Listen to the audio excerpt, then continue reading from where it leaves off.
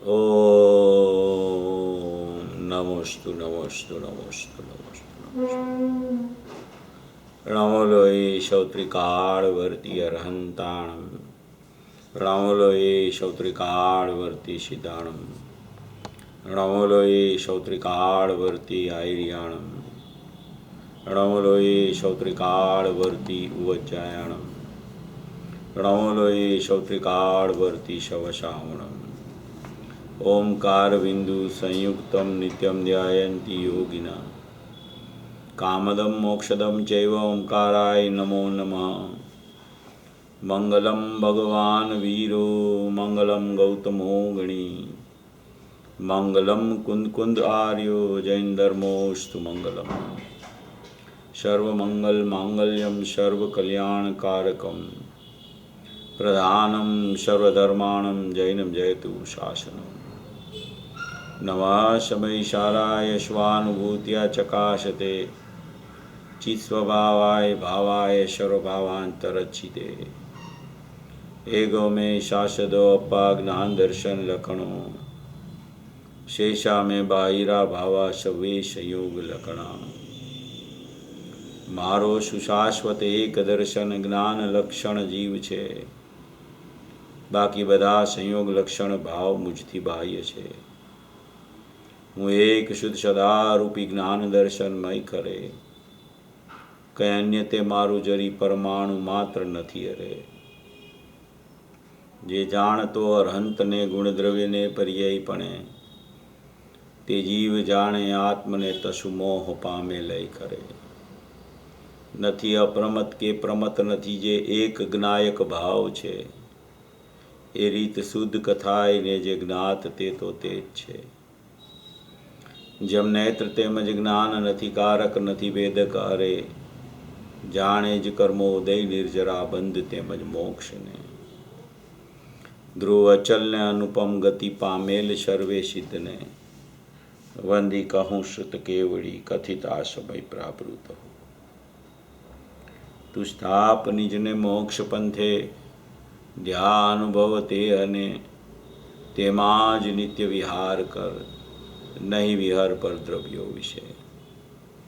ओम श्री नमः सिद्धेभ्य नमः सिद्धेभ्य नमः सिद्धेभ्य।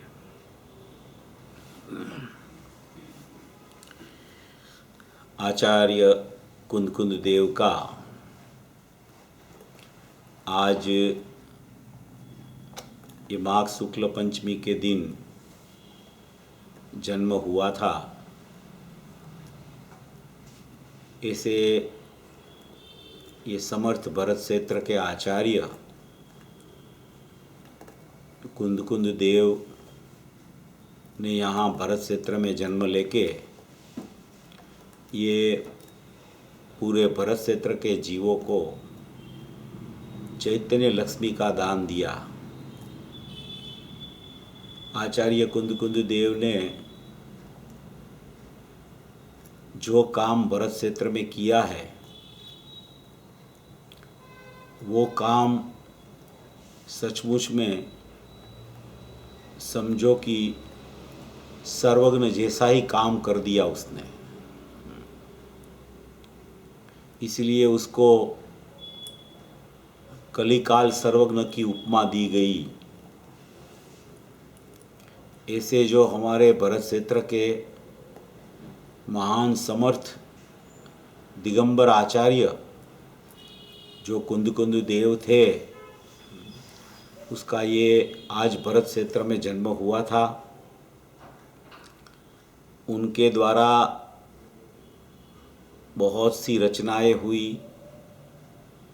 11 साल की उम्र में तो मुनि दीक्षा ग्रहण कर ली उसने। 33 साल मुनि पद रहा और 44 साल की उम्र में आचार्य पद उसको मिल गया। उसके बाद में वो विदेश क्षेत्र की यात्रा करके आए। 8 दिन वहाँ रह के सिमंदर भगवान की साक्षात देशना सुनकर वापिस फिर यहाँ भरत क्षेत्र में जो मद्रास के पास पोनूर हिल है वहाँ से गए और उधर ही वापिस लौटे।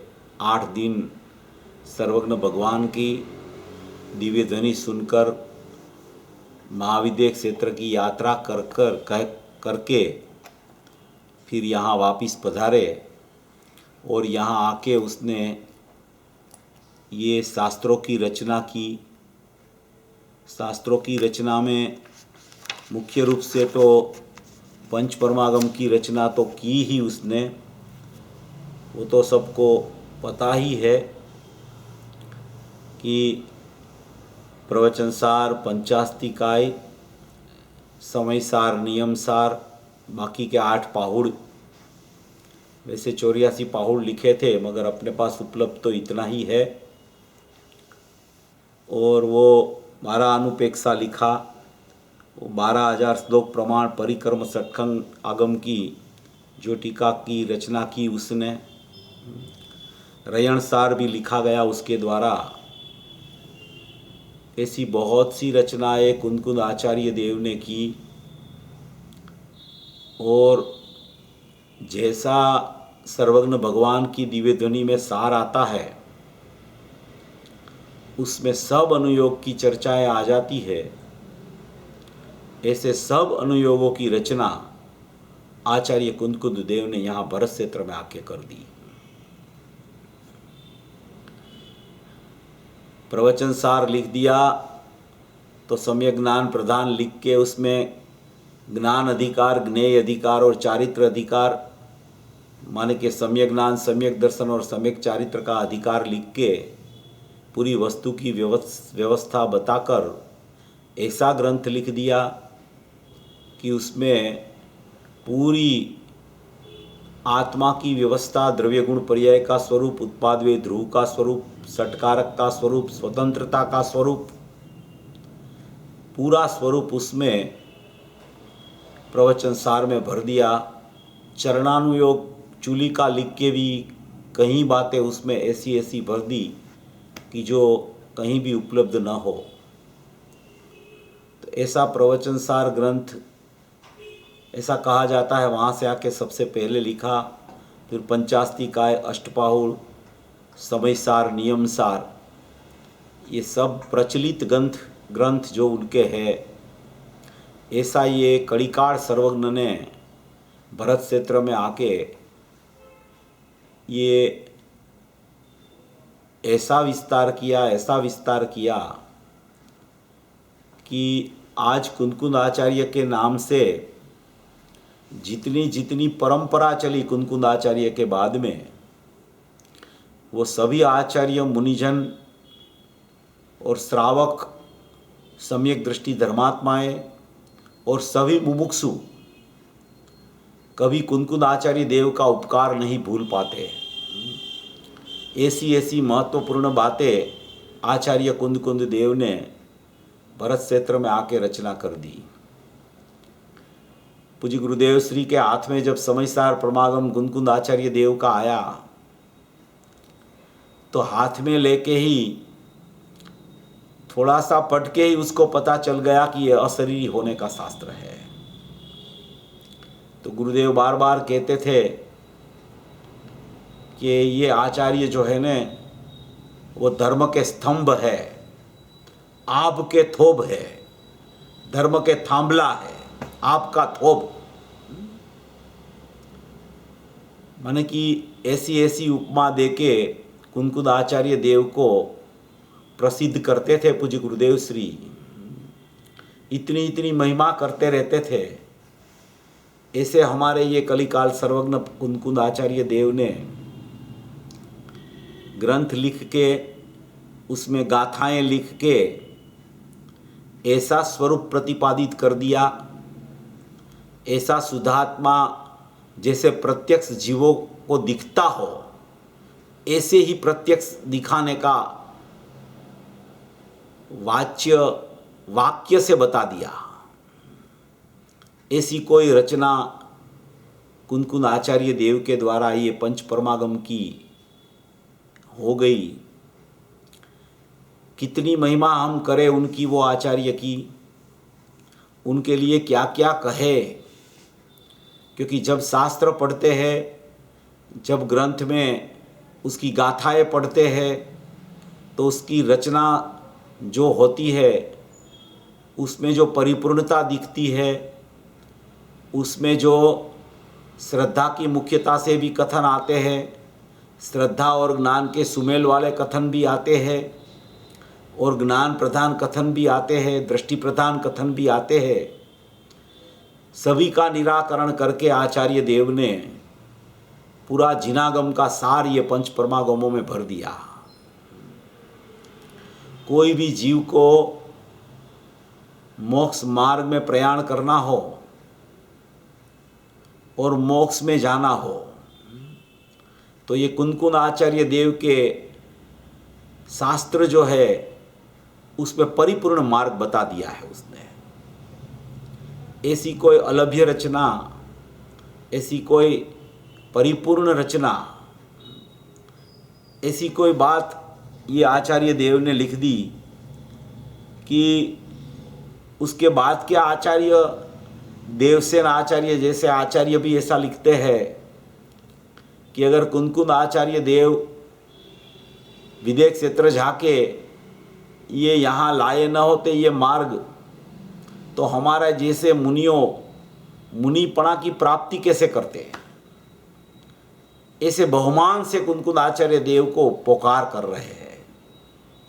ऐसे ये हमारे समर्थ आचार्य कुंद देव जो है उसका जन्म की सार्थकता ये है कि इतने इतने ग्रंथ लिख दिए, इतनी इतनी रचनाएं कर दी। उसके बाद में अमृतचंद्र आचार्य ने टीका भी कर दी, मगर मूल जो कुनकुन आचार्य की प्रसिद्धि है भरत क्षेत्र में हमारे धर्मपिता पूज्य गुरुदेव श्री कांजी स्वामी के द्वारा हुई।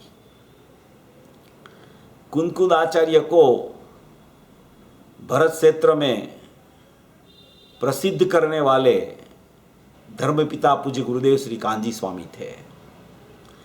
आचार्य तो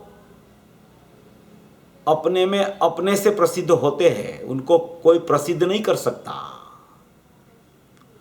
मगर वो जो लिख के गए थे, वो जो रचनाएं करके गए थे, उसमें जो सार गर्भित पड़ा था वो खोल के हमको बता दिया पूज्य गुरुदेव श्री ने कि देखो ये कुनकुन मुनि, कुनकुन आचार्य, कड़िकाल सर्वज्ञ ये कहना चाहते हैं।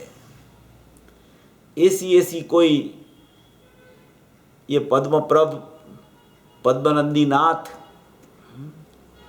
ऐसे कुनकुन आचार्य, वक्रग्रीवाचार्य, गृद्धपिच्छाचार्य, एलाचार्य हैं, ऐसे ऐसे नामों से उसकी उपमा दी जाती थी उसको। ऐसे ये समर्थ आचार्य ने कोई ये सब अपना आत्मभाव प्रदर्शित करके ये भरत क्षेत्र में मोक्ष मार्ग को प्रवाहित कर दिया।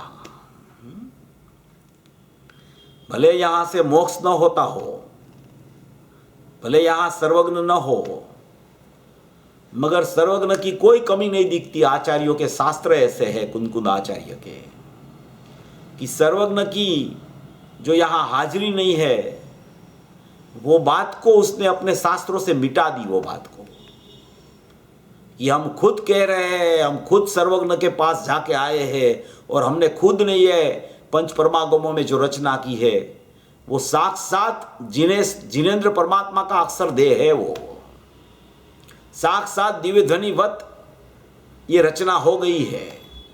हम प्रत्यक्ष सुन के आए हैं और जितना हमने सुना है वो सब हमारे ज्ञान के भंडार में हम भर के वहाँ से आ गए हैं और यहाँ आके हमने सब उसका निचोड़ बता दिया है ये पंच परमागमों में। ऐसे ये समर्थ आचार्य कहे, उसको कड़िकार सर्वज्ञ कहे। ये आचार्य जो हो गए कुनकुन देव,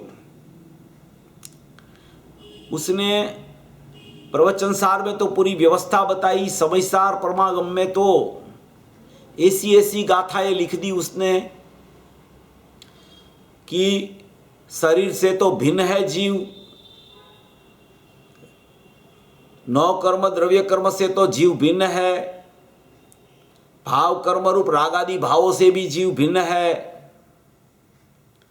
वो सबको प्रसिद्ध करने वाला इंद्रिय ज्ञान से भी जीव भिन्न है, और आत्मा को प्रसिद्ध करने वाला जो पर्याय शुद्ध निर्मल पर्याय है, वो पर्यायों से भी पृथक, प्रमत अप्रमत से पार एक ज्ञायक भाव है। ऐसी रचना समयसार परमागम की शुरुआत छठी गाथा से होती है। ऐसी समयसार परमागम में छठवीं गाथा लिख के छठी का लेख लिखा दिया उसने। वहां ज्ञायक भाव है, परिपूर्ण तत्व है, चैतन्य तत्व है, निरंतर वर्तमान में ध्रुव रहने वाला, शाश्वत ध्रुव रहने वाला, प्रत्येक समय में ध्रुव रहने वाला ऐसा परमात्मा स्वरूप अपरिणामी तत्व, ऐसा ज्ञायक भाव, वो तू जीव तत्व है। इसी समयसार परमागम में दृष्टि का विषय बताया। दृष्टि का विषय उसको तो आ गया, मगर दृष्टि का विषय उसने लिख के भरत क्षेत्र के जीवों को ये ऐलान किया, ये घोषणा की कि तेरे संयोग में शरीर, कर्म, राग, इंद्रिय ज्ञान एक समय की पर्याय होने पर भी, उत्पाद व्ययी ध्रुवयुक्तम सत्व वाला जीव होने पर भी, जो सदा काल उपादेयभूत तत्व, ध्रुव तत्व, ज्ञायक तत्व, अपरिणामी तत्व, भूतार्थ तत्व, एक रूप तत्व, अखंड तत्व है, वो कभी उत्पाद व्यय में भी नहीं आता। इतना निर्लेप तत्व है, इतना निर्बोझ तत्व है कि पर्याय को स्पर्श नहीं करता। दूसरी तो बात ही छोड़ो, निर्मल पर्याय को स्पर्श नहीं करता। ऐसा अस्पर्शी भगवान आत्मा, ऐसा ज्ञायक देव ध्रुव तत्व, जो उत्पाद व्यय में रहता हुआ होने पर भी उत्पाद व्यय को स्पर्श नहीं करता, सचमुच रहता है अपने अनंत गुणों में, मगर सचमुच गुणों के भेद में भी नहीं रहता। ऐसा एक परिपूर्ण ज्ञायक भाव, द्रव्य स्वभाव, त्रिकाल भाव, नित्य भाव, एक रूप भाव, निरपेक्ष भाव, परम पारिणामिक लक्षण वाला भाव, ऐसा भाव बताकर समयसार की रचना शुरू की आचार्य भगवान ने। ऐसा कहा जाता है कि समयसार 90 साल की उम्र में लिखा गया उसने। 90 साल की उम्र जब उसकी शुरू हुई, तब ये समयसार लिखने की शुरुआत की थी उसने। ऐसा लिखा है, ये एम.बी. पाटिल जो है उसने ऐसा लिखा है, बेलगाम वाले। तो ये ऐसा जो समयसार में ऐसी ऐसी रचना की, जीव जीव अधिकार लिखा, कितनी भ्रांतियां जीव को चलती है जीव जीव अधिकार में, वो तोड़ दी उसने। और सत्य जीव, शाश्वत जीव, सच्चा जीव, एक रूप जीव, अखंड जीव, जो ध्रुव तत्व है, जो परिणामों से पार है, निर्बल परिणामों से पार है,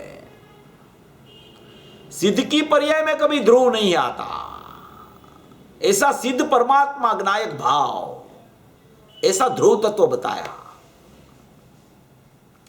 सब अधिकार लिखा, जीव जीव अधिकार, कर्ता कर्म अधिकार, पुण्य पाप अधिकार, आश्रव अधिकार, संवर अधिकार, निर्जरा अधिकार, बंध अधिकार, मोक्ष अधिकार, और फिर सर्वविशुद्ध ज्ञान अधिकार भी लिख दिया समयसार परमागम में। ये सब अधिकार लिख के पुण्य पाप आश्रव बंध का जीव की पर्याय में हो रहा है बहिर्लक्ष्य से उसका ज्ञान कराया, और आत्मा के आश्रय से संवर निर्जरा मोक्ष प्रकट होता है। ऐसा संवर निर्जरा मोक्ष की पर्यायों का भी सचमुच में ज्ञान कराया, और आश्रयभूत तत्व जो एक अपरिणामी तत्व है, ध्रुव तत्व है, वो बताया। जब जीव अजीव का संबंध करता है तब पुण्य पाप आश्रव बंध खड़े होते हैं, और जब जीव अजीव का संबंध छोड़ता है तब संवर निजरा मोक्ष प्रकट होते हैं, जीव तो जीव रहता है उस समय। ऐसी बहुत सी चर्चाएं, स्यादवाद, अनेकांत, ध्रुव तत्व, श्रद्धा का विषय, ज्ञान का विषय, ये सब चर्चाएं समयसार परमागम में कुनकुन आचार्य देव ने भर दी। कोई ऐसा ग्रंथ लिख दिया उसने, ये समयसार परमागम, कि उसकी पूरी साधना का निचोड़ उसमें डाल दिया उसने, कुनकुन आचार्य देव ने समयसार परमागम में। पूरी साधना का निचोड़ समयसार में उसने भर दिया। वो समयसार पूज्य गुरुदेव श्री को मिला, उसका ये शताब्दी वर्ष शुरू हो रहा है फाल्गुन महीने में। ऐसी ये कुनकुन आचार्य देव की कितनी महिमा है, कितनी महिमा है। कुनकुन आचार्य देव का एक समयसार पूज्य गुरुदेव श्री के हाथ में आया और लाखों समयसार हो गए, घर घर में समयसार हो गया। जहां समयसार अलमारी में पड़ा था, रोज वंदन करते थे जीव लोग, मगर अलमारी खोल के खोलते नहीं थे समयसार। वो कुनकुन देव का समयसार ये धर्मपिता पूज्य गुरुदेव श्री ने खोलना सिखा दिया सबको। उसको ऐसा भाव भाषण हो गया कुनकुन देव का समयसार हाथ में आते ही कि यह शरीर ही होगा इससे जीव। तो क्या मर्म भरा होगा ये कुनकुन आचार्य के शास्त्रों में, कैसी रचना की होगी कुनकुन आचार्य देव ने, कैसे कैसे भाव भरे होंगे। ब्रह्मांड के भाव भरे हैं ऐसा कहा गया इसको, भावो ब्रह्मांड ना भरिया। ऐसी कोई दृष्टि प्रदान शास्त्र की रचना कुनकुन आचार्य देव के द्वारा हो गई। और आखिरी में जब वो कुंदाद्री में थे, उस समय उसने अपनी भावना के लिए नियम सार की रचना की। नियम सार में भी दृष्टि का विषय सांगो पांग आया, मगर वो दृष्टि का विषय जो आया नियम सार में, वो दृष्टि तो हो गई थी उसको, मगर वो चारित्र की पूर्णता के लिए नियम सार लिखा गया है। संयम रूप चारित्र तो था, स्वरूपाचरण चारित्र था, मगर अभी यथाख्यात चारित्र प्रकट नहीं होता था। उसके लिए कुनकुन आचार्य देव ने नियम सार की रचना वहां कर दी। ऐसी ऐसी बातें हैं कुनकुन देव की कि जब वो वहां पोनूर में तो साधना की बहुत उसने, कोई शास्त्र भी लिखे होंगे पोनूर में, बाद में आगे समयसार नियमसार भी कहा जाता है, कुंदाद्री में लिखा गया। तो ऐसी साधना करते थे, ऐसी साधना करते थे कि कोई पहाड़ के ऊपर जाके बैठ जाते थे और 8-8 दिन तक, 3-3, 4-4 दिन तक तो वो खड़गासन में खड़े रह जाते थे। 90 साल की उम्र में ये थे हमारे कुनकुन आचार्य, समर्थ आचार्य। 3-3 दिन तक तो जल का विकल्प नहीं आता था पीने का, और पद्मासन में 8-8 दिन तक बैठे रहते थे, खड़े नहीं होते थे। उसके साथ में जो मुनिराज रहते थे, उसको जब विकल्प आता था तो वो विकल्प में देखते थे कि आचार्य क्या कर रहे हैं, तो अपने ध्यान में मस्त रहते थे, जैसे सर्वज्ञ की प्रतिमा देख लो। ऐसी कोई स्थिति आचार्य देव की थी। ऐसे समर्थ आचार्य थे कुनकुन देव।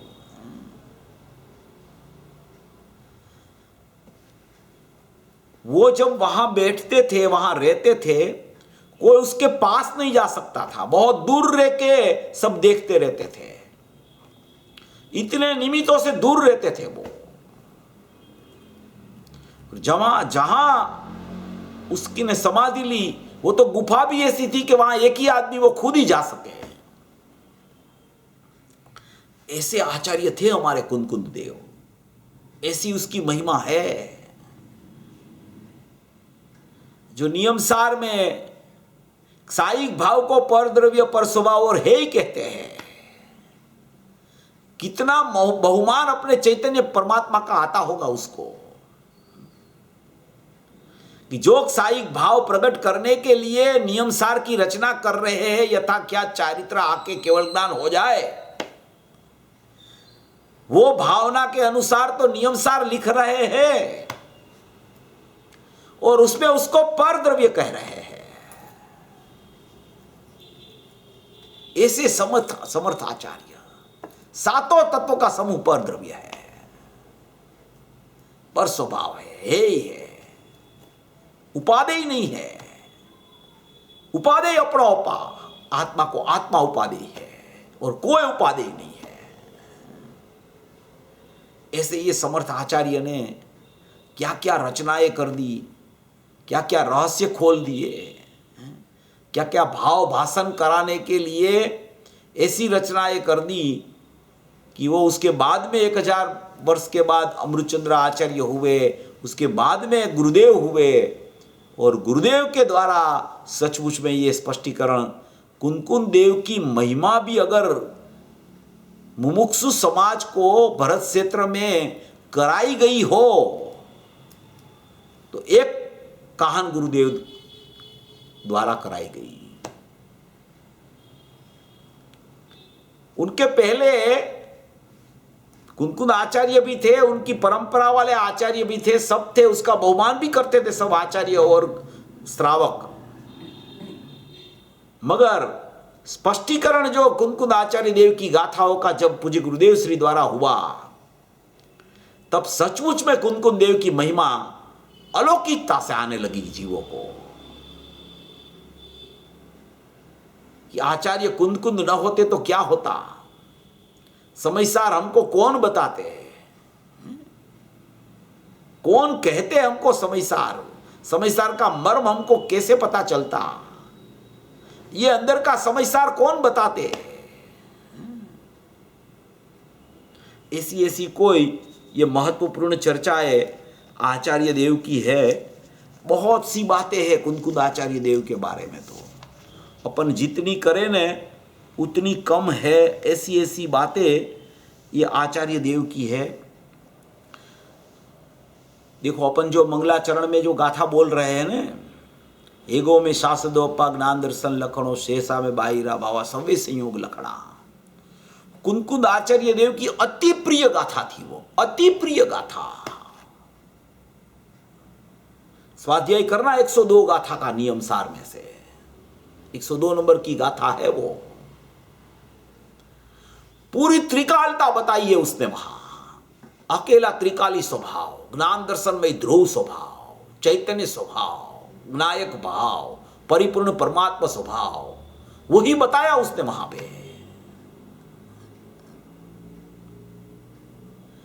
ऐसी ऐसी गाथाएं लिख के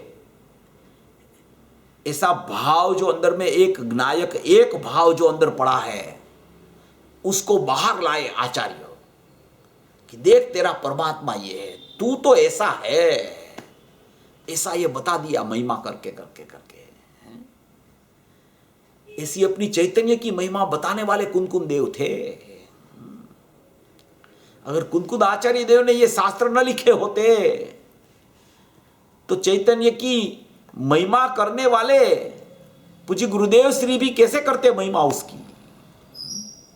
उसके हृदय में होता तो भी, शास्त्र जब उसके हाथ में आता है कुंकुन देव का, तब महिमा और बढ़ जाती है, और बढ़ जाती है। ऐसे ये कुंकुन देव की महिमा है। देखो इसमें बहुत सी सारी बातें, इसमें ये बुक है इसमें लिखी हुई है, बहुत सारी बातें हैं, बहुत माने बहुत बातें हैं। एक दो बात मैं पढ़ के बताता हूं आपको। बहिर्मुख दृष्टि के लोग आचार्य के 96 वर्ष पूर्ण होने में 90 दिन और 80 दिन चाहिए ऐसी गिनती कर रहे थे, पर आचार्य जी नवीन कर्म के आगमन को रोककर सत्ता में पड़े हुए कर्मों को कम करने के कार्य में लीन हो गए हैं। वे इस एक ही सप्ताह में 2 बार आहार के लिए जाकर केवल प्रासुक जल स्वीकार करके आए हैं। एक सप्ताह में 2 बार ही गए खाली, एक सप्ताह में सीधे ध्यान में मग्न हो जाते हैं, ध्यान में मग्न हो जाते हैं। अंतर्मुक्ता अंतर्मुक्ता अंतर्मुक्ता, सदुपयोग सदुपयोग सदुपयोग। 6वें 7वें गुणस्थान में झूलने वाले जो आचार्य मुनिराज होते हैं, उसको परिणति तो निरंतर चलती है, मगर ऐसे जो समर्थ आचार्य होते हैं उसको उपयोग भी चलता रहता है निरंतर। जैसे कंटिन्यूस चल जाए ज्यादा 2 घड़ी तक तो केवल ज्ञान भी हो जाए। ऐसे सदुपयोग में मग्न रहने वाले थे, उसको विकल्प ही नहीं उठता था कोई। ऐसा यहां बता रहे हैं। उन्होंने अपने पास रहने वाले 2 मुनि शिष्यों को कुछ अंतर पर रहने के लिए संकेत द्वारा बताया। अंतर बाहर माने कि मेरे से कुछ अंतर रख के रहना, मुनियों को भी बोल दिया ऐसा। और हर रोज आने वाले 2-4 श्रावक अभी भी आ रहे, जो आते हैं ये किसी तरह का आवाज न करके हुए आते हैं, कुछ समय बैठते हैं, फिर सावधानी से उठकर चले जाते हैं। श्रावक हो कि मुनि हो, निमित्तों से दूर बसते रहते हैं मुनिराज आचार्य देव। निमित्त कुछ करता नहीं उसको, मगर फिर भी सावधानी बहुत रखते हैं आचार्य, कहीं जुड़ते नहीं, कभी अपने में ही अपने साथ रहते हैं वो, ऐसा बता रहे हैं। ऐसी ऐसी बहुत सी चर्चा यहाँ इसमें लिखी हुई है। इस बीच ऐसे ही 1 सप्ताह बीत गया। तत्पश्चात और एक बार आहार के लिए जाकर केवल किंचित जल स्वीकार करके वापिस आकर दूसरे शिखर पर पद्मासन में बैठ गए। एक शिखर से दूसरे शिखर पर पद्मासन में बैठ गए। मुनि शिष्य उन्हें ढूंढते हुए जाकर उनसे थोड़ी ही दूरी पर बैठ गए। दूसरे शिखर पर बैठ गए तो मुनि शिष्य उसको ढूंढने लगे कि कहाँ गए आचार्य। तो दूसरे शिखर पर टोच पर बैठ गए थे साधना करने के लिए, कि जहां पक्षी का भी कलरव न सुनाई दे, ऐसी जगह पे जाके बैठते हैं आचार्य। कितनी उपेक्षा होती होगी बाह्य की, ऐसा बता रहे हैं। पद्मासन में बैठे हुए आचार्य श्री 1 सप्ताह तक वहां से उठे ही नहीं। 1 सप्ताह तक उठे ही नहीं, पद्मासन में बैठे उठे ही नहीं। इसको साधना कही जाती है। ऐसी साधना जब चलती है ना, तब केवल ज्ञान आता है, तब मुनि दशा भी चली जाती है और केवल ज्ञान आ जाता है। ये केवल ज्ञान की तलेटी में बैठे बैठे साधना करते हैं आचार्य होते हैं वो। निरंतर रसास्वादन आत्मा का करने वाले,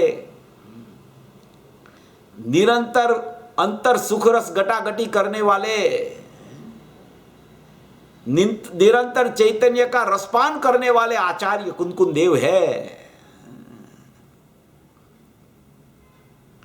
जो सुख की खोज हम करते रहते हैं, वो सुख में सुखी होकर बैठते हैं, फिर भी जब तक परिपूर्ण सुख नहीं होता तब तक अपनी साधना में मक्कम रहते हैं। और अज्ञानी जीव थोड़ा सा भी पता चल जाए, थोड़ी सी भी बात का ख्याल न आने लगे, तो उसको ऐसा लगता है कि मुझे तो बहुत हो गया सब। ये आचार्य 3 कसाय के अभाव के धनी, प्रचुर स्वसंवेदन के मालिक, 8-8 दिन तक एक पर्वत की टोच पर बैठ के वहां से खड़े नहीं होते, ऐसी साधना करते हैं।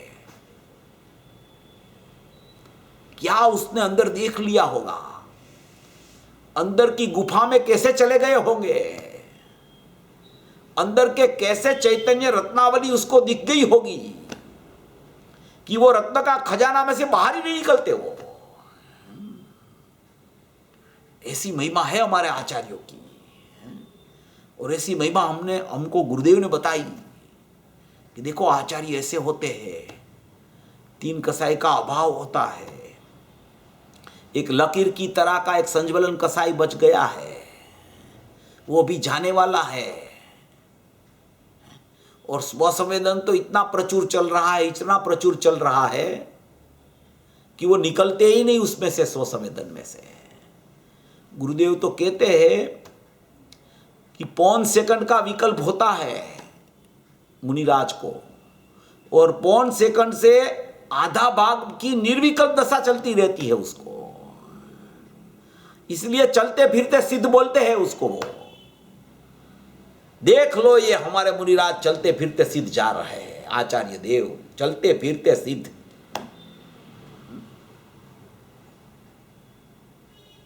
अंतर की जो संपत्ति होती है, अंतर की जो समृद्धि होती है, अंतर का जो वैभव होता है, वो कितना अमर्यादित होगा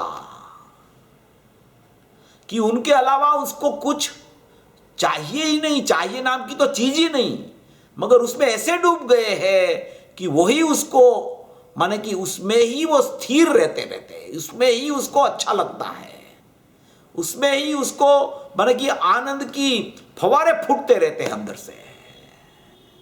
ऐसे ये समर्थ आचार्य है हमारे। ऐसी ऐसी बहुत सी बातें इसमें बताई गई है। ये तो प्रकरण ही ऐसा है कि अपन जितनी बातें करें उतनी कम है।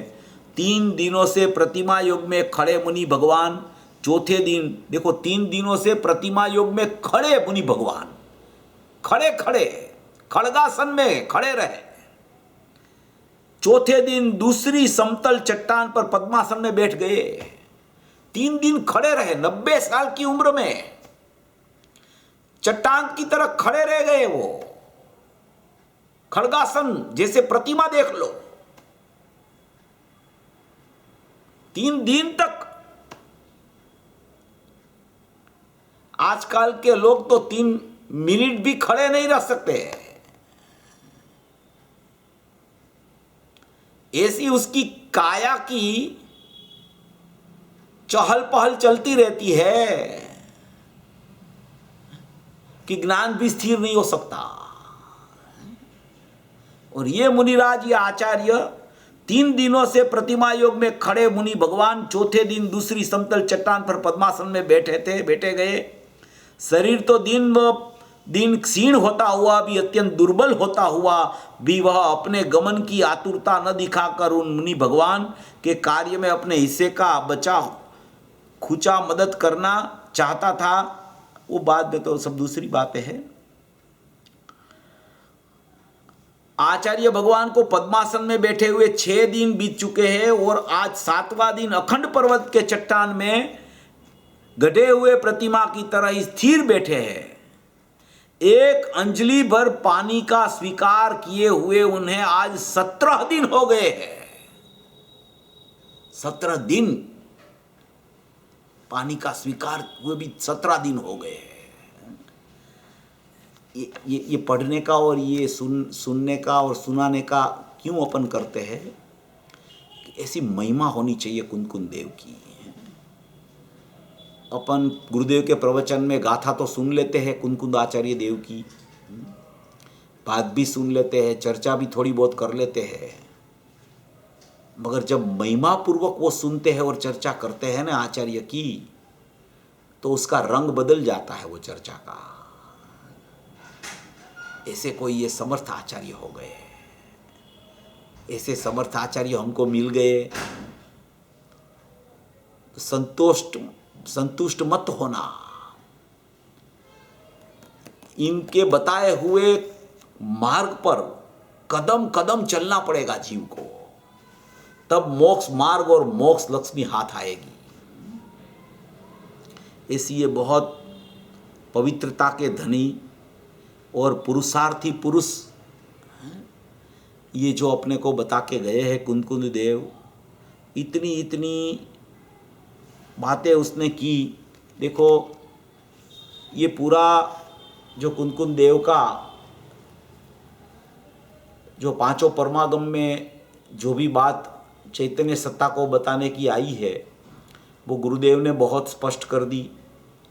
और उनके बाद में भी जितने ग्रंथ लिखे गए वो सब आचार्य कुंकु नामनाय कहने में एकदम गर्व अनुभव करते हैं कि हम तो कुंकु नामनाय वाले हैं। कुंकु नामनाय कह के उसको अपनी महिमा लगती है कि हम तो कुंकु नामनाय वाले हैं। तो कुंकु आचार्य की क्या महिमा होगी, क्या विशेषता होगी उसमें? तो कि वो लिख गए प्रमत अप्रमत नहीं है, एक नायक भाव है। जानना देखना मेरा स्वभाव है और कुछ मेरा स्वभाव नहीं है, करना मेरा स्वभाव नहीं है। उपयोग में उपयोगवान है, उपयोग में क्रोधादि नहीं है। बाल गोपाल सबको अनुभूति स्वरूप भगवान आत्मा अनुभव में आ रहा है, वो तो अमृतचंद्र आचार्य देव ने लिखा। कुंकुद आचार्य ने लिखा प्रथम में प्रथम आत्मा को जान ले, प्रथम में प्रथम आत्मा को जान और कुछ मत जान। तेरा आत्मा अव्यक्त है ऐसा लिख दिया, अव्यक्त के बोल लिख दिए 6। वो लिखे अमृतचंद्र आचार्य ने, कुंकुद आचार्य ने कहे वैसे उसने स्पष्टीकरण कर दिया। ऐसी ऐसी बहुत सी चर्चाएं ये कुंकुद आचार्य करके गए। नियम सार में भी देखो परमार्थ प्रतिक्रमण की गाथा भी कितनी अच्छी आई, ये शुद्धभाव अधिकार की गाथाएं कितनी बढ़िया आई। बहुत से मर्म अपने को बता के गए हैं। अपने को उसके बताए हुए पथ पर चलना है और वो पथ पर अपन कैसे चलेंगे कि उसका स्पष्टीकरण जो पूज्य गुरुदेव श्री ने किया है वो स्पष्टीकरण अपने ख्याल में आएगा, तब हम कुंकुद आचार्य देव के पथ पर चल सकेंगे। तो ऐसी कोई ये आचार्य देव की महिमा है कि कुंकुद आचार्य देव कलिकाल सर्वज्ञ 2000 साल पहले हो गए और ये पंचम काल में भरत क्षेत्र में यहाँ जन्म लेके उसने सभी जीवों को भगवान आत्मा कैसा है, नायक भाव कैसा है, ध्रुव तत्व कैसा है वो बताया। इसलिए उसकी महिमा कहीं न जाए इतनी है। ऐसा अभी अपना ये कुंकुद आचार्य देव को अपन कोटि कोटि नमन करके उसको ऐसा अपन उसको कह रहे हैं कि हे कुंकुद आचार्य देव आप यहाँ पधारे, और हम ऐसी भावना व्यक्त करते हैं कि आपके किए गए परमागम और आपने बनाए हुए परमागम और आपने प्रसिद्ध किया हुआ मार्ग के पथ पर हम चल के हमारा मोक्ष मार्ग की प्राप्ति करके और मोक्ष लक्ष्मी को अल्प समय में हम वर जाए। और आप तो अभी यहाँ से एकावतारी होके गए हैं, आपका तो मोक्ष यहाँ से सीधा स्वर्ग में गए, वहाँ से मनुष्य होके आपका तो मोक्ष हो जाने वाला है, और हम भी आपके पीछे पीछे ऐसे आवे और हमारा भी मोक्ष मार्ग प्रसिद्ध होवे और मोक्ष हो जावे। ऐसी भावना कुंकुद आचार्य देव के चरणों में नमस्कार करके हम करते हैं। ऐसा कुंकुद आचार्य देव की ऐसी महिमा है। अभी ये जो अपना परमात्मा प्रकाश चल रहा है थोड़ा उसको भी देख लेते हैं। उसमें भी चैतन्य सत्ता की ही बात योगिंदु देव ने बताई है। ये जो कुंकुद आचार्य देव ने जो बताया न वही योगिंदु देव बता रहे हैं। परमात्मा प्रकाश की 68 गाथा जो यहाँ लिखी गई है वो ऐसी कोई अपूर्व गाथा है कि पूरा कुंकुद आचार्य का हृदय है उसमें। उत्पाद व्यय से पृथक कैसे ध्रुव परमात्मा है, द्रव्य पर्याय की सत्ता कैसी दोनों की भिन्न भिन्न है, पर्याय द्रव्य में नहीं आती और द्रव्य पर्याय में नहीं आता, ऐसी कोई सत्ता यहाँ दोनों की भिन्न भिन्न पृथक सत्ता यहाँ योगिंदु देव ने बताई है। उसका पूज्य गुरुदेव श्री का प्रवचन के ऊपर अपना चर्चा और अपनी स्वाध्याय चल रहा है। ये कुंकुद आचार्य देव का वर्णन तो अभी पहले भी अपन ने बहुत अभी ले लिया था, 10 लक्षण धर्म में भी लिया था, बाद में आचार्य पदवी आई थी उस टाइम भी लिया था, मगर मूल बात तो ये है कि उसने बताया हुआ तत्वज्ञान हम कैसे समझे। वो तो महिमावंत है ही, हो गए, वो तो अपना काम करके चले गए, अपने को मार्ग और राह बता के चले गए, मगर अपन उसके पथ पर कैसे चले, वो तत्वज्ञान की महिमा है। तो ऐसी तत्वज्ञान की जो महिमा पूज्य गुरुदेव श्री ने हमको बताई है, वो पूज्य गुरुदेव श्री का ये अक्षरस प्रवचन परमात्म प्रकाश की 68वीं गाथा पर है। उसका स्वाध्याय अपना जो चल रहा है, परमात्म प्रकाश भाग 2 गाथा नंबर 68 अक्षरस प्रवचन है, 215 नंबर का पेज है। 215 नंबर का पेज पर अपनी चर्चा चल रही है। पिछले ट्यूसडे को अपन ने उसमें थोड़ा बहुत देखा था, वो प्रवचन नया शुरू हुआ था, 47 नंबर का प्रवचन है। तो उसमें ये 215 नंबर का जो पेज है, उसमें जो बात बताई गई है, बीच में अपन ने देखा था कि जीव कितने प्रकार के हैं। ऐसा श्रोता ने प्रश्न किया पूज्य गुरुदेव श्री को। वो व्यवहार जीव निश्चय जीव वाली बात आती है ना, तो इसलिए एक उत्पाद व्यय से रहित जीव बताया गुरुदेव ने। तो श्रोता ने प्रश्न किया कि जीव कितने प्रकार के हैं, तो कहते एक व्यवहार जीव, एक निश्चय जीव, ऐसे 2 प्रकार के हैं। जीव के 2 प्रकार, त्रिकाली को निश्चय जीव कहते हैं और उत्पाद व्यय पर्याय वाले को व्यवहार जीव कहते हैं। एक जीव में 2 जीव कहाँ से आ गए, मुमुक्षु पूछते हैं कि एक जीव है उसमें 2 जीव कहाँ से आ गए हैं, ऐसा पूछते हैं। गुरुदेव कहते हैं एक जीव, पर्याय और द्रव्य के 2 भेद है, पर्याय और द्रव्य 2 भेद है, जीव एक है प्रमाण का, उसके भेद 2 है, द्रव्य और पर्याय। उसमें द्रव्य है वो निश्चय जीव है, पर्याय है वो व्यवहार जीव है, और पूरा जीव देखो तो प्रमाण का जीव है, ऐसा कह रहे हैं। पर्याय द्रव्य में आती नहीं और द्रव्य पर्याय में आता नहीं, ऐसा सूक्ष्म है भगवान।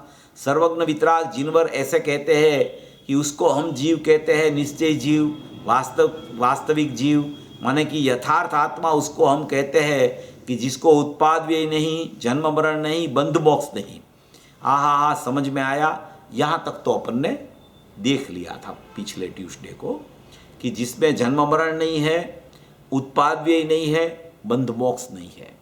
देखो ये जीव, जब सत्य जीव, वास्तविक जीव, निश्चय जीव, त्रिकाल जीव, ध्रुव जीव, हलन चलन बिना का जीव, परिणमन बिना का जीव, उत्पाद व्यय बिना का जीव, जो पलटता नहीं है ऐसा जीव, जो अनित्य नहीं है ऐसा जीव, ऐसा जो नित्य जीव, अपरिणामी जीव, अपलटने वाला जीव, ऐसा जीव बताना हो तो माने कि उत्पाद व्यय को भी निकाल देते हैं, बंध मोक्ष को निकाल देते हैं, जन्म मरण को निकाल देते हैं, शरीर, कर्म, राग, वो तो सब बहुत दूर हो गया, मगर निर्मल पर्याय को भी यहाँ तो निकाल देते हैं, गुण भेद को भी निकाल देते हैं, गुण भेद का और गुणी का विकल्प को भी निकाल देते हैं। तब वास्तविक जीव ख्याल में आता है, उसको हम जीव कहते हैं। ऐसा यहाँ योगिंदु देव फरमा रहे हैं कि बंध मोक्ष भी नहीं। आहा, समझ में आया। फिर ये पैराग्राफ शुरू होता है कि बंध और मोक्ष, उत्पाद व्यय तो पर्याय दृष्टि में है। क्या कहते हैं? बंध और मोक्ष। बंध और मोक्ष कहाँ होता है? तो कि वो उत्पाद और व्यय है, वहाँ बंध मोक्ष की सीमा है। बंध मोक्ष वहाँ से आगे कहीं ध्रुव में नहीं जा सकता। उत्पाद व्यय तक वो रहता है। कोई भी उत्पाद में बंध है तो वो बंध का फिर व्यय हो जाता है। कोई भी उत्पाद में मोक्ष है तो मोक्ष का भी व्यय हो जाता है। तो माने कि वो एक समय की सत्ता है, एक समय का सत्य है, एक समय की दशा है, दूसरे समय नियम से वो चली जाने वाली है, इसलिए वो बंध मोक्ष है, वो जीव नहीं है। जीव शाश्वत होता है, जीव अपरिणामी होता है, जीव स्थिर होता है, जीव कभी व्यय नहीं होता, जीव ध्रुव रहता है। क्योंकि जीव व्यय हो जाए तो किसके आश्रय से मोक्ष की पर्याय भी होवे। मोक्ष की पर्याय की कि मोक्ष मार्ग की सिद्धि करनी हो तो भी जीव की पहले सिद्धि करनी पड़ती है। बंध मार्ग की सिद्धि करनी हो तो भी जीव की सिद्धि करनी पड़ती है कि जीव से च्युत होकर बंध होता है। जीव का आश्रय करके मोक्ष मार्ग होता है, जीव का परिपूर्ण आश्रय लेने से मोक्ष होता है। तो जीव हमेशा कायम रहने वाला होता है, तब ही सचमुच में बंध मोक्ष की पर्याय की सिद्धि भी तब होती है इसीलिए ये जीव में बंध मोक्ष की पर्याय नहीं है। वो उत्पाद व्यय परिणमन होता रहता है, मगर जीव तो ऐसा न ऐसा कायमी जीव तो ऐसा न ऐसा रहता है। तो कहते हैं बंध और मोक्ष उत्पाद व्यय तो पर्याय दृष्टि में है। बंध मोक्ष और उत्पाद व्यय वो पर्याय दृष्टि में है, वो पर्याय नहीं के विषय में है। वो सब पर्याय नहीं का विषय है। पर्याय नहीं का विषय क्यों बोला गया? क्योंकि वो बंध भी पर्याय है और मोक्ष भी पर्याय है। तो वो पर्याय को देखने वाला जो नहीं होता है उसको पर्याय नहीं कहा जाता है।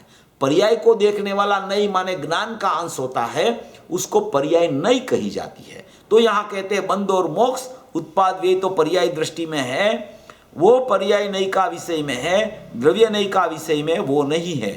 उत्पाद व्यय को देखना वो पर्याय दृष्टि है, ऐसा कह रहे हैं। और उत्पाद व्यय का जो विषय करना वो पर्याय नई का विषय है। उत्पाद व्यय की दृष्टि करना वो पर्याय दृष्टि है, और उत्पाद व्यय को जो पर्याय देखती है वो पर्याय नई का विषय हो जाता है। ज्ञान का अंश में पर्याय नहीं होती है, उसका विषय उत्पाद व्यय हो जाता है। द्रव्य नई के विषय में वो नहीं है। द्रव्य नई का विषय में तो त्रिकाली द्रव्य रहता है। द्रव्यार्थिक नहीं और पर्यार्थिक नहीं, दो प्रकार की नहीं आती है। तो पर्यार्थिक नई का विषय बंध मोक्ष होता है, पर्याय होती है। द्रव्यार्थिक नई का विषय द्रव्य नई का विषय त्रिकाली द्रव्य होता है। तो कि द्रव्य नई के विषय में वो बंध मोक्ष नहीं होता। आहा समझ में आया। जिनवर एवं भणे, आहा अनंत जिनवरों ने ऐसा कहा है कि परमार्थ जीव उसको कहते हैं, वास्तविक जीव उसको कहते हैं, सत्य जीव उसको कहते हैं, स्थिर जीव उसको कहते हैं, आश्रयभूत जीव जिस उसको कहते हैं, उपादेयभूत जीव उसको कहते हैं, दृष्टि का विषय इसको कहते हैं। परमार्थ जीव किसको कहिए? जो सम्यक दर्शन का विषय है। सम्यक दर्शन है पर्याय, मगर उसका विषय ध्रुव द्रव्य है, उसको हम परमार्थ जीव कहते हैं। सम्यक दर्शन का विषय क्या? सम्यक दर्शन तो पर्याय है, मगर उसका विषय तो क्या? उसका विषय है वो परमार्थ जीव, ध्रुव जीव है, कुटस्थ जीव है, अपरिणामी जीव है, एक रूप जीव है, नित्य जीव है।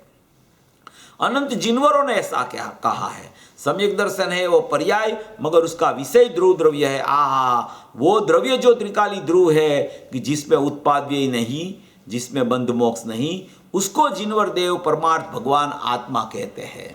जिसमें उत्पाद व्यय भी नहीं, जिसमें बंध मोक्ष भी नहीं है। देखो ये पड़ा है पीछे उत्पाद व्यय के और बंध मोक्ष के, और सचमुच में सत्य जीव में वो है ही नहीं। वो है वहाँ है, मगर यहाँ वो नहीं है वहाँ उसकी भले अस्थि हो, मगर मेरे में उसकी नास्ति है। इसलिए मेरे को देखना है तो उत्पाद व्यय और बंध मोक्ष किसी को याद नहीं करना, तब मेरी सचमुच में स्मृति तुझे आएगी, मेरा स्मरण आएगा, मैं तुझे सचमुच में तब याद आऊँगा पर्याय को। इसलिए कहते हैं कि जिसमें उत्पाद व्यय नहीं है, जिसमें बंध मोक्ष नहीं, उसको जिनवर देव परमार्थ भगवान आत्मा कहते हैं। समझ में आया भाई? आहा पर्यायवंत जो पर्याय है वो तो व्यवहार नहीं का विषय है। पर्यायवंत माने कि जो पर्याय है वो तो व्यवहार नहीं का विषय है। कोई भी पर्याय हो वो तो पर्याय नहीं का विषय है। माने कि पर्यायवंत माने बंध मोक्ष भी पर्याय में है, कोई भी पर्याय राग आदि भाव भी पर्याय में है, आश्रव सवर्ण निजरा बंध मोक्ष सभी पर्याय का विषय, पर्याय नहीं का विषय पर्याय होता है। पर्यायवंत जो पर्याय है वो तो व्यवहार नहीं का विषय है। चाहे तो मोक्ष का मार्ग हो वो भी व्यवहार नहीं का विषय है। देखो ये पूरा व्यवहार नहीं का विषय और निश्चय नहीं का विषय क्या है? ध्रुव है। व्यवहार नहीं का विषय है वो पर्याय है, बंध मोक्ष है वो पर्याय का विषय है, पर्याय नहीं का, और उत्पाद वे भी पर्याय नहीं का विषय है। ये सब चर्चा ही ने तो फिर मुमुक्षु ने प्रश्न उठाया कि मोक्ष वो व्यवहार और व्यवहार झूठा, इसलिए मोक्ष भी झूठा। क्या कहते हैं? मोक्ष तो व्यवहार हो गया क्योंकि वो पर्याय है, तो व्यवहार तो झूठा हो गया क्योंकि वो पर्याय है। आप तो त्रिकाली द्रव्य को ही सच्चा कहते हो, तो वो तो व्यवहार हो गया मोक्ष भी, और मोक्ष भी झूठा हो गया। फिर तो मोक्ष व्यवहार है इसलिए मोक्ष झूठा है, इसलिए मोक्ष तो है ही नहीं, ऐसा हो गया। ऐसा प्रश्न उठाया श्रोता ने। गुरुदेव कहते हैं, जवाब देते हैं गुरुदेव इसका कि व्यवहार झूठा कौन सी अपेक्षा से? देखो, ये बार बार गुरुदेव का बात यहाँ आके अटकती है अपेक्षा बताने में। कोई भी बात आती है न, तो उसमें कहीं न कहीं एक वस्तु का स्वभाव से देखो तो द्रव्य द्रव्य है, पर्याय पर्याय है। मगर पर्याय को अगर आपको सिद्ध करना हो तो द्रव्य की अपेक्षा से पर्याय अवस्तु है, पर्याय की अपेक्षा से पर्याय वस्तु है। ऐसा यहाँ अभी सिद्ध करेंगे गुरुदेव। व्यवहार झूठा कौन सी अपेक्षा से? वो तो त्रिकाली की अपेक्षा से अभूतार्थ है। त्रिकाली द्रव्य को तुम देखो, भूतार्थ को देखो, तो जब भूतार्थ को तुम देखो तब तुम्हें पर्याय नहीं दिखती है। भूतार्थ को नहीं देखो तब तुम्हें पर्याय दिखती है। भूतार्थ को देखो तो पर्याय नहीं दिखती है। तो भूतार्थ को देखने की अपेक्षा से वो पर्याय है, त्रिकाली की अपेक्षा से वो व्यवहार है, मोक्ष का भी वो झूठा है, अभूतार्थ है, क्योंकि वो दिखता नहीं है। भूतार्थ स्वभाव जब दिखता है, त्रिकाली स्वभाव जब दिखता है, तो त्रिकाली की अपेक्षा से आप देखो कि मैं तो ध्रुव हूं, तो ध्रुव की अपेक्षा से देखो तो कोई भी मोक्ष की पर्याय भी दिखती नहीं, वो दृष्टि में नहीं आती, इसलिए उसको अभूतार्थ कहा जाता है। ये एक बात है। त्रिकाली की अपेक्षा से अभूतार्थ है, मगर अपनी अपेक्षा से भूतार्थ है। देखो ये क्या कहते हैं, त्रिकाली की अपेक्षा से देखो तो वो पर्याय है, वो मोक्ष है, वो बंध मोक्ष है, उत्पाद व्यय है, वो सब अभूतार्थ है। क्यों अभूतार्थ है? क्योंकि वो त्रिकाली को देखने से दिखता नहीं है, इसलिए अभूतार्थ है। अभी क्या कहते हैं, मगर अपनी अपेक्षा से वो भूतार्थ है।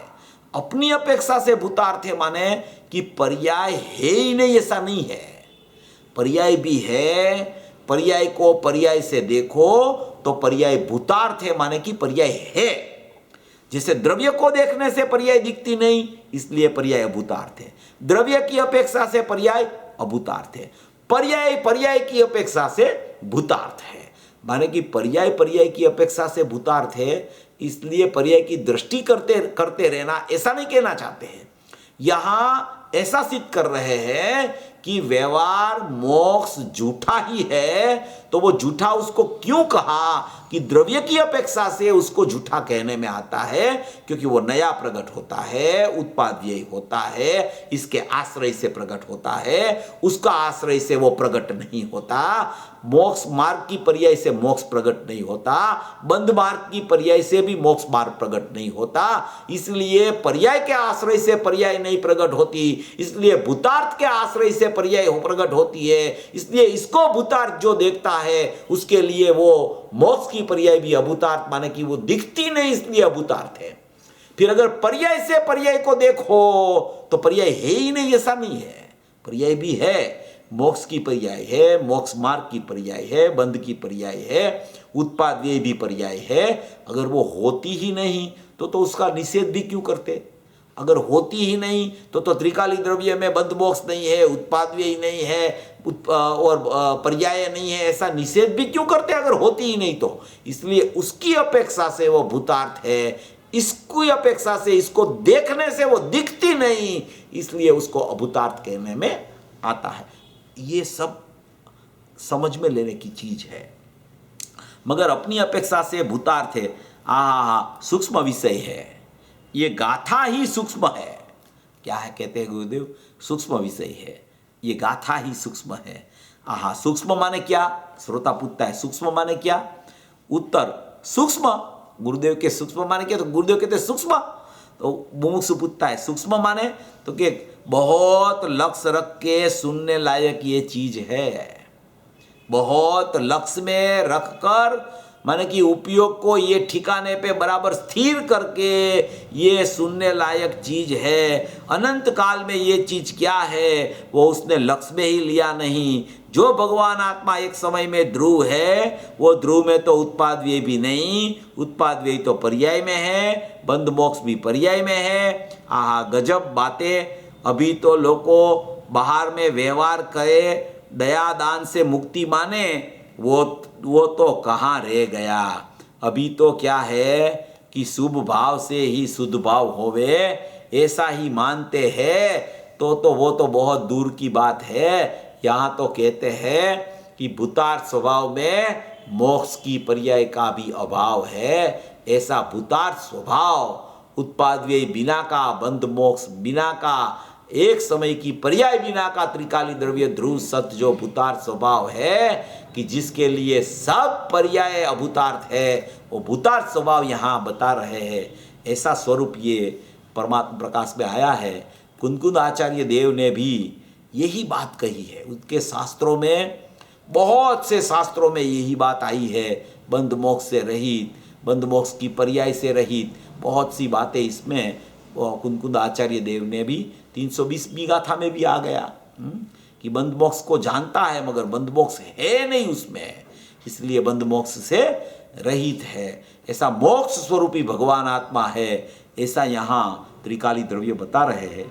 ऐसा स्वरूप समझकर कुंकुद आचार्य देव को माने कि वंदन करके अपन ये ऐसे अपने को आचार्य मिले हैं, समर्थ आचार्य, तो उनके दिए गए शास्त्रों को पढ़कर पूज्य गुरुदेव श्री का उसमें से स्पष्टीकरण चुनकर ये जो शताब्दी वर्ष समय सार का आ रहा है उसमें ऐसी हम भावना व्यक्त करें कि ये पूरा एक वर्ष, पूरा वर्ष ये फाल्गुन महीना से शुरू होने वाला है, उसका रथ भी निकलने वाला है पूरे देश में, तो ऐसा हम धर्मरथ निकलेगा, ऐसा हम प्रार्थना करें, ऐसी हम भावना भाए कि ये पूरा समय सार हम एक साल में आद्योपांत स्वाध्याय करें, मूल शास्त्र का भी स्वाध्याय करें, पूज्य गुरुदेव श्री का भी समय सार का प्रवचन का स्वाध्याय करें और इतना पक्का निर्णय करें समय सार में से अपने सुधात्मा का कि वो निर्णय ऐसा अफर होवे कि वो निर्णय कभी फिरे नहीं। ऐसी प्रतिज्ञा लेके ये शताब्दी वर्ष शुरू करना चाहिए अपने को। ऐसी ये कोई समय सार की महिमा है, कुंकुद देव की महिमा है और कृपालु पूज्य गुरुदेव श्री की भी ऐसी ही महिमा है।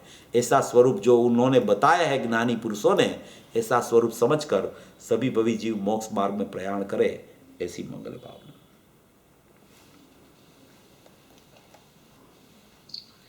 સાચી વાત છે. કુંકુદ આચાર્યનો મહિમા જેટલો ગાઈએ એટલો ઓછો છે ને એમની છાપ આપણે બાકીના આચાર્યના ગ્રંથોમાં પણ એ જ છાપ જોતા આવ્યા છે ને એમાં તો 68 ગાથા તો એ જ કહે છે. બહુ સરસ, બહુ સરસ. કોઈને કંઈ પૂછવું હોય કે કંઈ કહેવું હોય તો જરૂર તમે તમારો માઇક્રોફોન અનમ્યુટ કરીને કહી શકો છો અને બહાર નહીં લગાડતા, જરા જલ્દી જલ્દી પૂછજો.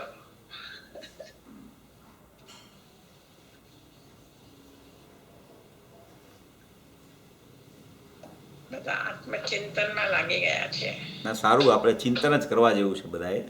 સારી વાત, સાચી વાત છે. હા શું છે ને ભક્તિ મારે એક પ્રશ્ન, સોરી અનમ્યુટ કરતા વાર લાગી મને. એ એવો પ્રશ્ન છે કે જ્યારે સોગાનીજીને સમ્યક દર્શન થયું, બેનશ્રીબેનને સમ્યક દર્શન થયું, ત્યારે આપણે એ જે સમિતિની રૂમમાં જઈને બેઠા સોગાનીજી કે બેનશ્રી પણ જ્યારે વાંકાનેરમાં એમની જગ્યાએ બેઠા હતા, તો એ કલાકો સુધી જે આત્મચિંતનની અવસ્થામાં બેસતા હતા, ભલે આપણે એને ધ્યાન ન કહીએ પણ એ એકાગ્રતા પૂર્વક બંનેના એક્ઝામ્પલમાં આપણે એમ સમજી શકીએ કે એકાગ્રતા પૂર્વક એ પોતાની સાથે બેસતા હતા. પછી ભલે આપણે એને ધ્યાનની વ્યાખ્યામાં ન બેસાડીએ પણ આપણે જ્યારે એમ કહીએ કે ના ધ્યાન બરાબર છે કે ધ્યાન થઈ જાય છે, જ્યારે પાકો નિર્ણય થાય છે અને છેલ્લી શ્રદ્ધા જ્યારે છાપ મારે છે, છેલ્લી એનો સ્વકાળ હોય છે ત્યારે સમ્યક દર્શન થાય છે. પણ એની પહેલાની ભૂમિકામાં દરેક આત્માર્થી જીવે પોતાની સાથે તો બેસવું જ પડશે અને આ બધી જે સમજણ છે એનો એકાગ્રતા પૂર્વક અભ્યાસ કરીને ભલે એક નિર્ણય ઉપર આવી જાય, એટલું તો એને તમે ધ્યાન કયો કે ન કયો પણ એટલું તો કરવું જ પડશે ને. ये तो है, वो तो एकाग्रता तो होनी चाहिए। और जब वो कोई भी जीव अपने आत्मा के साथ बात करना सीख जाता है ना, अपने आत्मा के साथ बात करना सीख जाता है, तब बाहर की दूसरी चर्चाएं उसकी बंद हो जाती है। बार बार ऐसा उसको एकांत में प्रयोग करने का शुरू हो जाता है। जब वो खुद जितना सुना है, जितना अंदर में बैठा है उसके लिए वो उग्र पुरुषार्थ करके वही बात सत्य है ऐसा निर्णय अगर हुआ है तो दृढ़ करने के लिए बैठता है, नहीं हुआ है तो निर्णय करने के लिए बैठता है। मगर एकांत का परिचय तो नियम से जीव को होना ही चाहिए। अगर एकांत का माने कि अपने स्वरूप का परिचय करने के लिए अगर वो अपने आत्मा से बात करना नहीं सीखेगा तब तक ये निर्णय की भूमिका भी नहीं आती, और निर्णय हुआ है तो उसकी दृढ़ता भी ऐसे ही होती है। जैसे सोगानी जी ने तो निर्णय पूज्य गुरुदेव श्री की सभा में बैठे बैठे कर लिया था कि गुरुदेव ने ज्ञान भीर और राग भिन्न की चर्चा की तो एकदम उसके वो निर्णय वहाँ हो गया था कि ये जीव का ज्ञान और राग भिन्न है तो मेरा भी ज्ञान और राग भिन्न होना चाहिए, वहाँ भी जीव है यहाँ भी जीव है, ऐसा निर्णय तो उसने कर लिया था। फिर तो वो कहीं रुके ही नहीं, सीधे वहाँ जाके बैठ ही जाते थे वो। उसने वही निर्णय को दृढ़ किया है पूरी रात, और सवेरे में वो सम्यक दर्शन की प्राप्ति करके उठे हैं। मगर ये सब चीज़ें हैं वो अपने ऊपर होती है, अपने को समझ में कितना बैठा है, क्या बैठा है, किस तरीके से बैठा है, उसके ऊपर सब निर्भर कर होता है। सम्यक दर्शन एक समय में होता है, उसमें कोई ज़्यादा काल नहीं लगता है। मगर सम्यक दर्शन पूर्व का पुरुषार्थ होता है, वो किसी को लंबा होता है, किसी को थोड़ा पुरुषार्थ से भी काम हो जाता है। मगर पंचम काल के जीवों की योग्यता ऐसी होती है कि वो क्रम क्रम से आगे बढ़ते रहते हैं। तो ये उसको निर्णय के लिए भी अपने आत्मा के साथ बात करना तो सीखना पड़ेगा। जब तक वो अपने आत्मा के साथ बात करना नहीं सीखेगा, आत्मा के साथ बात करना माने इसका अर्थ ये है कि कुछ भी सुने, कुछ भी चर्चा आवे, कुछ भी पढ़े तो उसके पीछे उसका ज्ञान निरंतर काम करता रहे, उसका नाम आत्मा के साथ बात करना है। खाली एक कोने में बैठ जाना उसका नाम ही मात्र आत्मा के साथ बात करना नहीं है। मगर वो जीव जिसको ऐसा बात ख्याल में आ जाती ने, वो एक कोने में बैठ ही जाता है। वो खुद वो एकांत में बैठने वाला प्रयोग करता है ऐसा नहीं होता है। जिसको प्रयोग चलता है ना वो एकांत में बैठ जाता है। बराबर। हाँ, ऐसा होता है। तो ये बात तो है ही, इसके बिना तो सम्यक दर्शन होता ही नहीं किसी को। ये तो होता ही है, कोई चलते फिरते सम्यक दर्शन नहीं हो जाता। कहीं मत में आता है ऐसा कि वो तो वहां घूमता था और उसको सम्यक दर्शन हो गया। कहीं अन्य मत की बात करता हूं, ऐसे नहीं होता है सम्यक दर्शन। सम्यक दर्शन के पीछे अनंत पुरुषार्थ होता है, और वो पुरुषार्थ में अंदर प्रयोग चलने लगता है, और वो प्रयोग चलता है ना तब उनको ख्याल आ जाता है, तो फिर वो एकांत में बैठ जाता है वो कि अभी ये कुछ कार्य होने वाला है, ये निर्णय आ गया है, निर्णय की दृढ़ता शुरू हुई है, ऐसा उसको भास होता है अंदर से। तो ऐसा एक ज्ञान का काम चलने लगता है, श्रद्धा का बल आता है अंदर से, तब वो कार्य होने के लिए वो तत्पर हो जाता है, और तब वो सब छोड़ के अपने में बैठ जाता है। वो ऐसी प्रवृत्ति, ऐसी नियम से होती है प्रवृत्ति, इनके बिना कार्य नहीं होता। वो जितने जितने सम्यक दृष्टि होते हैं ना उसको ऐसे ही होता है काम। ऐसे ने ऐसे कोई ऐसे ये लक्ष्य छोड़ दिया और ये लक्ष्य कर दिया और हो गया काम, इतना नहीं है इसमें। ये बोलने में तो सब आता है कि भाई खाली मैं ध्रुव हूँ ऐसा श्रद्धान कर लो, मैं ज्ञायक हूँ ऐसा ज्ञान कर लो, आत्मा में रम जाओ, ये सब क्या है, ये उपदेश में तो सब ऐसा ही बोला जाता है। मगर उसके पीछे बहुत बड़ा लश्कर है। लश्कर माने बहुत बड़ा पुरुषार्थ है, ऐसे ऐसे नहीं होता है। तो ये सब पुरुषार्थ की जागृति होनी चाहिए, बस मूल बात ये है। और पुरुषार्थ की जागृति वाला जो होता है, पुरुषार्थ की जागृति वाला होता है, वो कभी क्रमबद्ध को और योग्यता को आगे नहीं करता, कभी नहीं करता। क्रमबद्ध और योग्यता को अगर आगे कर देता है तो पुरुषार्थ ढीला हो जाता है उसका। बराबर। पुरुषार्थी होता है, उसका अगर कार्य नहीं होता है तो उसको विचार आता है कि ये अभी मेरा स्वकाल नहीं पका है, वो बात अलग है। मगर पुरुषार्थ किए बिना वो योग्यता और क्रमबद्ध को आगे करने लगे, सटकारक को आगे करने लगे, तो कार्य की सिद्धि नहीं होती है। ऐसा इस तरीके से विचार इस तरीके से करना चाहिए। बहुत अच्छा, बहुत सरस બહુ સરસ વાત કરી તમે. પેલા સમજણ પૂર્વક થાય ને પછી ચિંતનમાં ઉતરી જાય તો ઉતરી જાય એટલે પછી એકદમ. એકાંતો કે પછી એકાગ્ર કઈ જાવ પછી આજુબાજુ શું છે એનો કઈ ભાન જ ના રહે. कुछ नहीं होता है। वो गुरुदेव के प्रवचन में आता है, वो अपने रहस्यपूर्ण चिट्ठी में भी लिखा है कि बाहर में बाजा बजता हो ना, ज्ञानी को बाहर में बाजा बजता हो और शेर भी चला आए खाने के लिए, उसको मालूम नहीं होता है कि ये क्या हो रहा है शरीर में। ऐसी अंदर अंतर्लीनता होने लगती है उसको। ये तो निर्विकल्प होने से पहले हो जाता है ऐसा, बाद में वो ज्ञानी होता है। इतनी निवृत्ति उसकी निर्विकल्प होने से पहले हो जाती है, तब उसको निर्विकल्प दशा आती है। ऐसा बहुत अच्छा। બહુ સરસ. આ લૌકિકમાં પણ આપણને આ એક્સપિરિયન્સ થાય છે. ઘણી વખત આપણે ઇવન પ્રવચન સાંભળતા હોય અને ક્યાંક બીજામાં ચડી જાય તો શું બોલ્યા એ જ ખબર ના પડે. हाँ होता है, તો होता है। ત્યાં તો જ્ઞાનીની અવસ્થા તો एकदम। ક્યાં યાદ રહેવાની છે. બહુ एकदम સરસ. एकदम एकदम। वो गुरुदेव एक दृष्टांत देते हैं उसके बारे में कि एक भाई थे, तो उनकी बेटे की बारात जा रही थी, तो वो बारात तो चल रही आगे और वो ऐसे विचार में चढ़ गया तो बारात कहीं चली गई, उसको विचार ही चलते रहे। तो ये क्या है, ध्यान करना तो सबको आता है, मगर ध्यान कौन सा और कहाँ और कैसे करना, ये बहुत महत्व की बात है। वो ध्यान में लग गया, मगर वो आर्द्र रौद्र ध्यान में लग गया तो वो बारात चली गई। ऐसा गुरुदेव दृष्टांत देते हैं, ऐसा कि ध्यान की बात चलती है तब ऐसा दृष्टांत देते हैं गुरुदेव। ऐसा બરાબર યાદ આવે. बहुत सरस।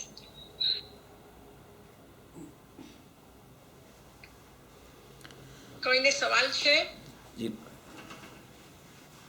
નહીં તો પછી અહીંયા પૂરું કરશો. હાજી. अहो उपकार जिनवरनो कुंदनो ध्वनि दिव्यनो जीन कुंद ध्वनि आप्या अहो आ गुरु कहाननो जीन कुंद ध्वनि आप्या अहो आ गुरु राजनो जावाणी के ज्ञान से सूझे लोकालोक सोवाणी मस्तक नमो सदा द्वैत मूढ़ो। 9 वार नमस्कार मंत्र।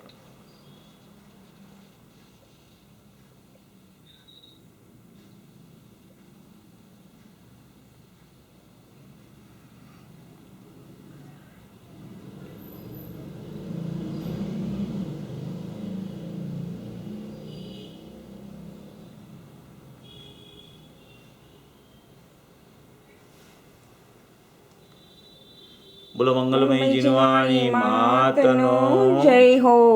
કયો હો. परम कृपाळु अनंत अनंत अनंत उपकारी श्री सद्गुरुदेव सद्गुरुदेवनो जय हो। કયો